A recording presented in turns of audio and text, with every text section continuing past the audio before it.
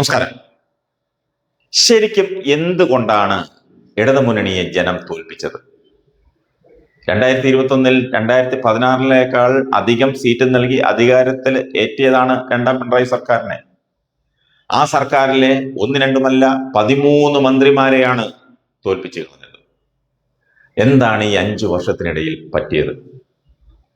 കഴിഞ്ഞ തെരഞ്ഞെടുപ്പിലെ വലിയ ജനകീയ അംഗീകാരത്തിന് ശേഷം മന്ത്രിസഭ രൂപീകരിച്ചപ്പോൾ ഏറ്റവും കൂടുതൽ വോട്ട് നൽകി ജനങ്ങൾ ജയിപ്പിച്ച 2016-21 ആരോഗ്യമന്ത്രിയായിരുന്ന KK ശൈലജ ടീച്ചറായിരുന്നു. ആ ടീച്ചറിനെ മന്ത്രിസഭയിൽ എടുക്കാത്തത് മുതൽ പിഴവുകൾ പറ്റിയോ? മന്ത്രിമാരെല്ലാവരും പുതുമുഖങ്ങൾ വരട്ടെ എന്നുള്ള തീരുമാനം പിഴച്ചോ? പക്ഷേ മുഖ്യമന്ത്രി പുതുമുഖമായില്ല.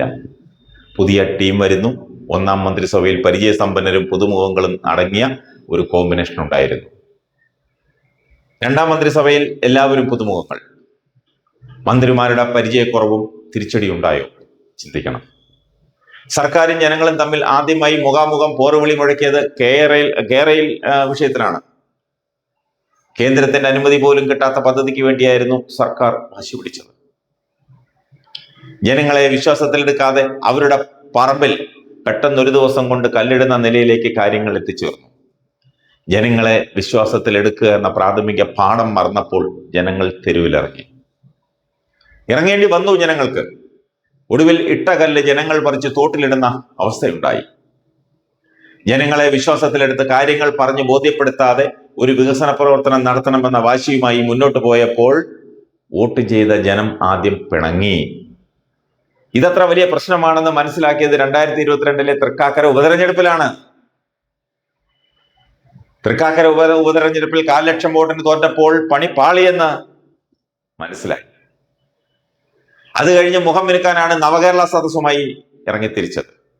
മുഖ്യമന്ത്രി സംസാരത്തിന്റെ ഒരറ്റം മുതൽ മറ്റേ അറ്റം വരെ സഞ്ചരിക്കുന്നു. ജനങ്ങളെ കാണുന്നു. ഉമ്മൻചാണ്ടിയുടെ ജനസമ്പർക്കത്തിന്റെ മറ്റൊരു വേർഷൻ. നല്ല ആശയമൊക്കെ ആയിരുന്നു. പക്ഷെ ആ ആശയം നടപ്പാക്കിയത് പിഴച്ചുപോയി.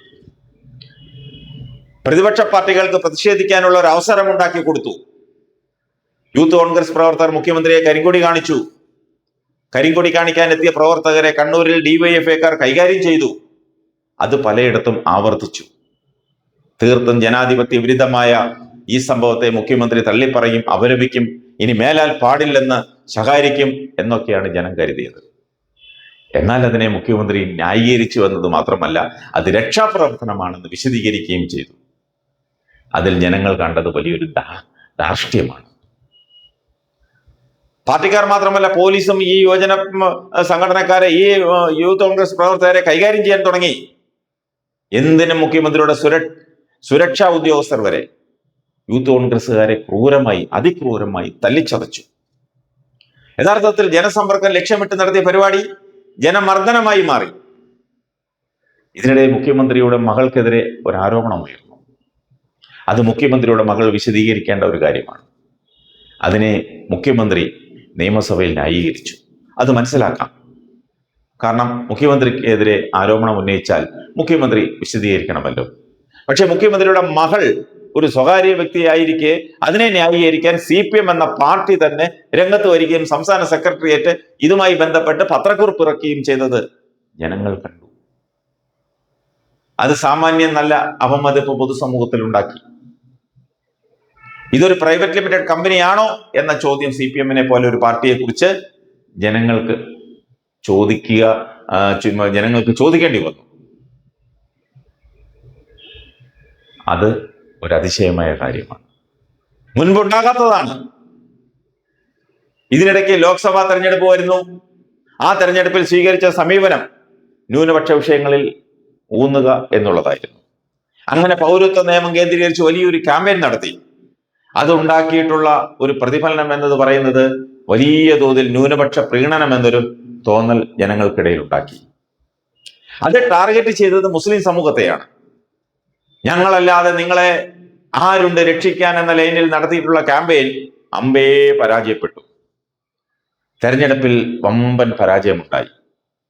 BJP പല മണ്ഡലങ്ങളിലും മുന്നേറുന്ന ഒരവസ്ഥ വന്നു. തിരുവനന്തപുരം, കൊല്ലം, ആലപ്പുഴ ജില്ലകളിലൊക്കെ സാധാരണ നിലയിൽ CPM വളരെ ശക്തമായ സ്വാധീനമുള്ള ഇടങ്ങളിൽ വോട്ട് ചോർച്ചയുണ്ടായി. BJP-യിലേക്ക് വോട്ട് മൈഗ്രേഷൻ നടക്കുന്നു. അടിസ്ഥാന വോട്ടുകൾ ചോരുന്നുവെന്നൊരു നില വന്നതോടുകൂടി CPM പരിഭ്രമിച്ചു. CPM പലയിടത്തും അന്താളിച്ചു നിന്നുപോയി. കേരളത്തിലെ മതന്യൂനപക്ഷങ്ങൾ ലോക്സഭാ തെരഞ്ഞെടുപ്പിൽ UDF-ന് വോട്ട് ചെയ്തു. ഇതിനിടയിലാണ് ഇടതുമുന്നണിയുടെ തോൽവിക്ക് ഇടയാക്കിയ വെള്ളാപ്പള്ളി നടേശൻ മലപ്പുറത്തെ ജീവിതത്തെക്കുറിച്ച്, മുസ്ലിം ന്യൂനപക്ഷങ്ങളെക്കുറിച്ച് വിദ്വേഷജനകമായ പ്രസ്താവനകൾ നടത്തിയത്. മുഖ്യമന്ത്രി അതിനെ ഒരു ഘട്ടത്തിൽ പരോക്ഷമായി ന്യായീകരിക്കുകയും ചെയ്തു. വെള്ളാപ്പള്ളി നടേശൻ സാമൂഹ്യ വിദ്വേഷമോ ഉണ്ടാക്കുന്ന പ്രസ്താവനയല്ല നടത്തിയത്, മുസ്ലിം ലീഗിനെ കുറിച്ചാണ് അദ്ദേഹം പറഞ്ഞതെന്നാണ് മുഖ്യമന്ത്രി പറഞ്ഞത്. ഇതൊരു തവണയല്ല, പലതവണയായി വെള്ളാപ്പള്ളി നടേശന്റെ ഭാഗത്തു നിന്നും ഇത് ആവർത്തിക്കപ്പെട്ടു. ഇതിനിടയ്ക്ക് വെള്ളാപ്പള്ളി നടേശന് സ്വീകരണ മാമാങ്കൾ പല ജൂബിലികളുടെ പേരിൽ പറഞ്ഞു നടത്തി. അതിന് മുഖ്യമന്ത്രിയും മന്ത്രിമാരുമൊക്കെ ആശംസകൾ നേർന്നു, അതിഥികളായി പങ്കെടുത്തു ആ ചടങ്ങുകളിലൊക്കെ. ഇതിനിടയിൽ പാർട്ടിക്കകത്തും ഉരുൾപൊട്ടലുകൾ ഉണ്ടായി. PV അൻവർ വെടിപൊട്ടിച്ചു. പോലീസ് സംഘപരിവാർ വൽക്കരിക്കപ്പെട്ടുവെന്ന ആരോപണം വരെ അൻവർ ഉന്നയിച്ചു. ഒടുവിൽ അൻവറിനെ പുറത്താക്കുന്ന സാഹചര്യത്തിലെത്തി. ചുരുക്കത്തിൽ വെള്ളാപ്പള്ളി നടേശനും PV അൻവറും തുറന്നുവിട്ട ഭൂതവും കൂടി ഇടതുപക്ഷം എന്നാൽ ന്യൂനപക്ഷ വിരുദ്ധമായ ഒരു സംഗതിയാണെന്നൊരു പ്രതീതി ഉണ്ടാക്കി. ജനങ്ങൾക്കിടയിൽ ഒരു അവമതിപ്പുണ്ടാക്കി. അത് വലിയ തോതിൽ ന്യൂനപക്ഷങ്ങളെ അകറ്റി. ഇതിനിടയിൽ ഉപതെരഞ്ഞെടുപ്പുകൾ നടന്നു, ഒന്നല്ല പലത്. ആ ഉപതെരഞ്ഞെടുപ്പുകളിൽ ചേലക്കര കുറഞ്ഞ ഭൂരിപക്ഷത്തിൽ ജയിച്ചതൊഴിച്ചാൽ UDF വമ്പിച്ച ഭൂരിപക്ഷത്തിൽ മറ്റുള്ളിടത്തെല്ലാം വിജയിച്ചു. ഇതൊക്കെ കൃത്യമായി ചില സിഗ്നലുകൾ നൽകുന്നുണ്ടായിരുന്നു. പക്ഷെ ആ സന്ദേശം വായിക്കാനോ മനസ്സിലാക്കി തിരുത്താനോ മുഖ്യമന്ത്രിയോ ഇടതുമുന്നണിയോ CPM-ഓ തയ്യാറായില്ല. പിന്നെ പഞ്ചായത്ത് തെരഞ്ഞെടുപ്പ്. ആ തെരഞ്ഞെടുപ്പിൽ വലിയ തോൽവി ഇടതുമുന്നണി നേരിട്ടു. ആ തോൽവിയുടെ അടിസ്ഥാനത്തിൽ ഒരു പുനർവിചിന്തനം നടത്തുമെന്ന് രാഷ്ട്രീയ നിരീക്ഷകർ ചിന്തിച്ചു. അങ്ങനെ ഒരു പുനർവിചിന്തനം നടത്തിയില്ലെന്ന് മാത്രമല്ല, സർക്കാരിന്റെ PRD മുഖേനയും IT സെൽ മുഖേനയും പരമാവധി പ്രചാരണങ്ങൾ നടത്തി ഈ വിഷയങ്ങളെ മറയ്ക്കുകയാണ് ചെയ്തത്. പിന്നെ അയ്യപ്പ സംഗമം നടത്താനുള്ള ലക്ഷ്യം തിരുവിതാംകൂർ ദേവസ്വം ബോർഡിന്റെ ജൂബിലി എന്നൊക്കെ പറഞ്ഞാണെങ്കിൽ പോലും ഭൂരിപക്ഷ വിഭാഗങ്ങൾക്കിടയിൽ കുറെ കൂടി സ്വീകാര്യത എന്നൊരു പൊളിറ്റിക്കൽ അജണ്ട കൂടി അതിലുണ്ടായിരുന്നു. ഇതിനിടയിലാണ് ഉണ്ണികൃഷ്ണൻ പോറ്റി എന്നൊരു വിദ്വാൻ രംഗത്ത് വരുന്നത്. ദ്വാരപാലക ശില്പങ്ങൾക്ക് നൽകിയ താങ്ങുപീഠം കാണുന്നില്ലെന്ന് കക്ഷി പറയുന്നു.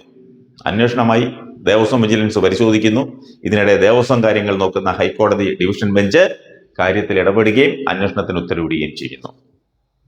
ആ അതോടുകൂടി ശബരിമല സ്വർണ്ണക്കൊള്ള എന്നൊരു വലിയ വിവാദം ഡെമോക്രാസിന്റെ വാൾ പോലെ സർക്കാരിന്റെ തലയ്ക്ക് മുകളിൽ കിടന്നാടി. യഥാർത്ഥത്തിൽ ഈ അയ്യപ്പ സംഗമം നടത്തിയില്ലായിരുന്നുവെങ്കിൽ ശബരിമല സ്വർണ്ണക്കൊള്ള എന്ന അധ്യായമേ തുറക്കില്ലായിരുന്നു. അവിടെ നിന്നാണ് എല്ലാത്തിന്റെയും തുടക്കം. അതേ ശബരിമല അയ്യപ്പ സംഗമത്തിന്റെ വേദിയിൽ വെച്ച് യോഗി ആദിത്യനാഥിന്റെ ആശംസ വായിക്കപ്പെട്ടു. അതൊരു സന്ദേശമായിരുന്നു. അത് നേരത്തെ പറഞ്ഞ ന്യൂനപക്ഷങ്ങൾ അരക്ഷിതമായി നിൽക്കുന്ന അന്തരീക്ഷത്തിന് കൂടുതൽ എരിവ് പകർന്നു. ആ അയ്യപ്പ സംഗമത്തിന്റെ വേദിയിലേക്കാണ് പിണറായി വിജയൻ വെള്ളാപ്പള്ളി നടേശനെ കാറിൽ ആനയിച്ചത്.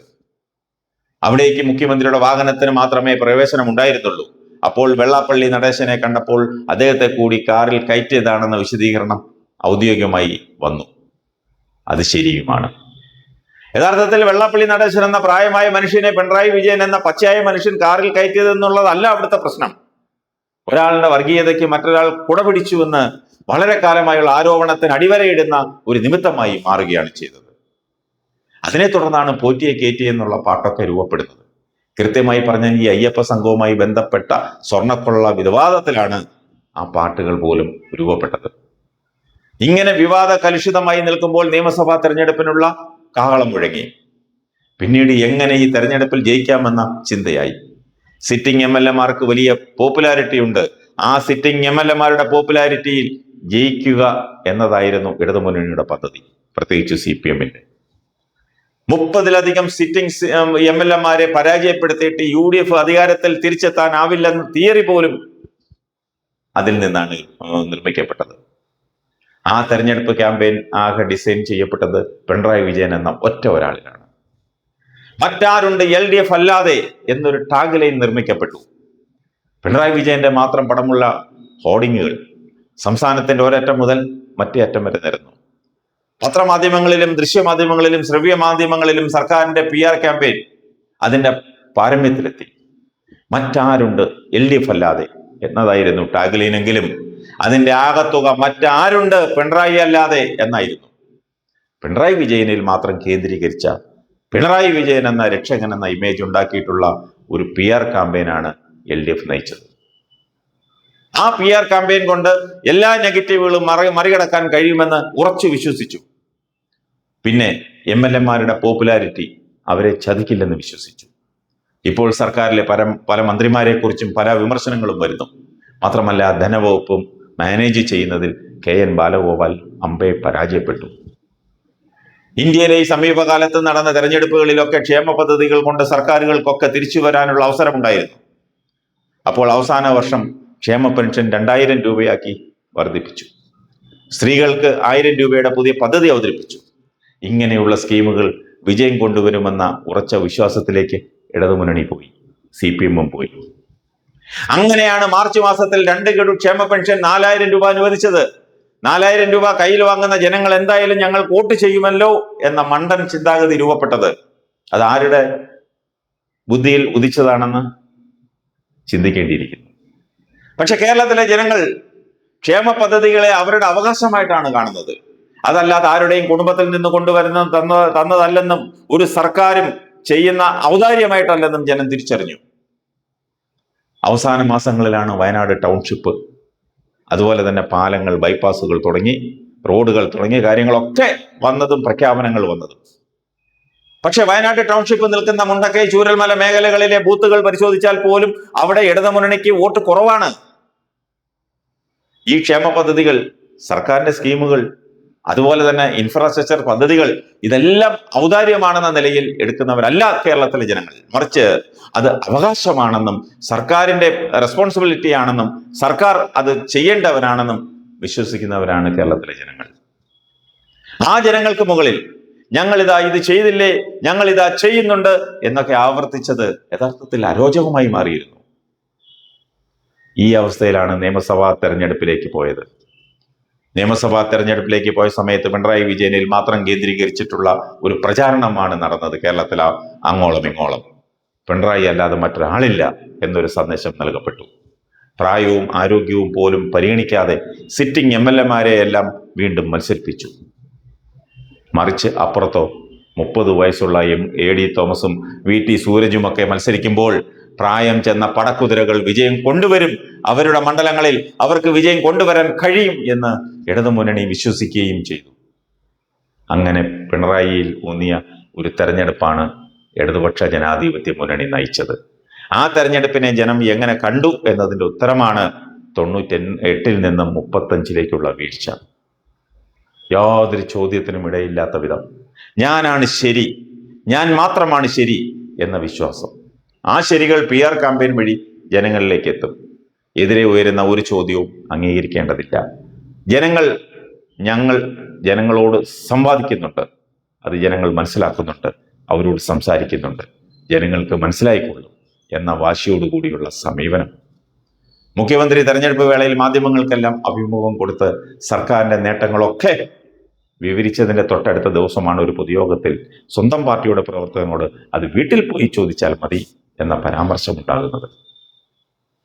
തെരഞ്ഞെടുപ്പ് കാലത്ത് കേരളം മുഴുവൻ പ്രതിപക്ഷത്തിന് ഉപയോഗിക്കാൻ ശരിക്കും ആ ഒരൊറ്റ വാചകം മതിയായിരുന്നു, വീട്ടിൽ പോയി ചോദിച്ചാൽ മതി എന്ന വാചകം. തെരഞ്ഞെടുക്കപ്പെട്ട ഏകാധിപതിയായി പിണറായി വിജയനെ അവതരിപ്പിക്കുന്നതിൽ പ്രതിപക്ഷം വിജയിച്ചു. അതേ തോന്നൽ ശക്തിപ്പെടുത്തുന്ന നിലയിലായിപ്പോയി ഇടതുമുന്നണിയുടെ ക്യാമ്പയിൻ. അങ്ങനെ ഒരു വ്യക്തിയിൽ മാത്രം അധിഷ്ഠിതമായ ഒരു വ്യക്തിയിൽ മാത്രം കേന്ദ്രീകരിച്ച് നടന്ന തെരഞ്ഞെടുപ്പ് അതിൻ്റെ ഏറ്റവും മോശം ഫലം നൽകിയതാണ് യഥാർത്ഥത്തിൽ ഇടതുമുന്നണിക്ക് സംഭവിച്ച കാര്യം. അതാണ് കേരളം കണ്ടത്.